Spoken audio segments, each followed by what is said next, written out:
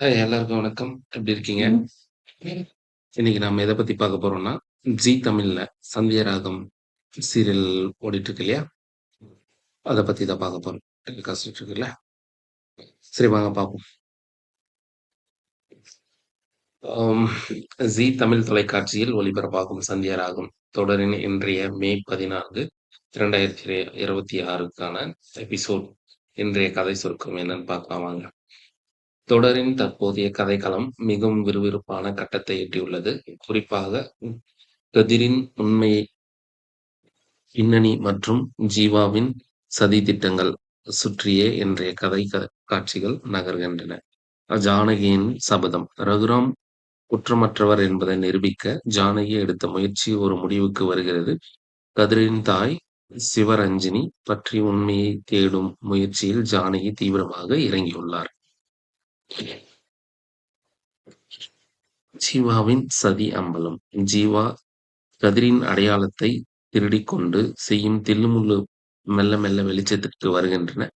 பஞ்சாயத்தில் ஜீவாவை ரகுராம் தண்டித்த விஷயத்தை மாயா உடைத்ததால் குடும்பத்திற்குள் பெரும் பரபரப்பு ஏற்பட்டுள்ளது. சீனுவின் நிலை. கடந்த சில எபிசோடுகளாக சீனுவின் உடல்நிலை மற்றும் மயக்கம் தொடர்பான மர்மம் நீடித்த நிலையில் அது தொடர்பான உண்மைகள் இன்று ஓரளவு தெரியவரும். கதிர் மற்றும் மாயா. கதிர் தனது சுய அடையாளத்தை நிலைநாட்ட போராடும் வேளையில் மாயா அவருக்கு ஆதரவாக நிற்கிறார். இக்கதையின் முக்கிய திருப்பங்கள் என்னவென்றால், சிவரஞ்சனி யார்? ரகுராமின் தந்தைக்கும் இரண்டாவது மனைவிக்கும் பிறந்த மகள்தான் சிவரஞ்சனி என்பதும் அவர் தான் கதிரின் தாய் என்பதும் உறுதியாக வருகிறது. கதிர் சக்திவேல் மோதல். முத்துவேலின் உயிருக்கு ஆபத்து விளைவித்ததாக கதிர் மீது வைக்கப்பட்ட குற்றச்சாட்டுகள் இன்று ஒரு பெரிய மோதலுக்கு வழிவகுக்கிறது.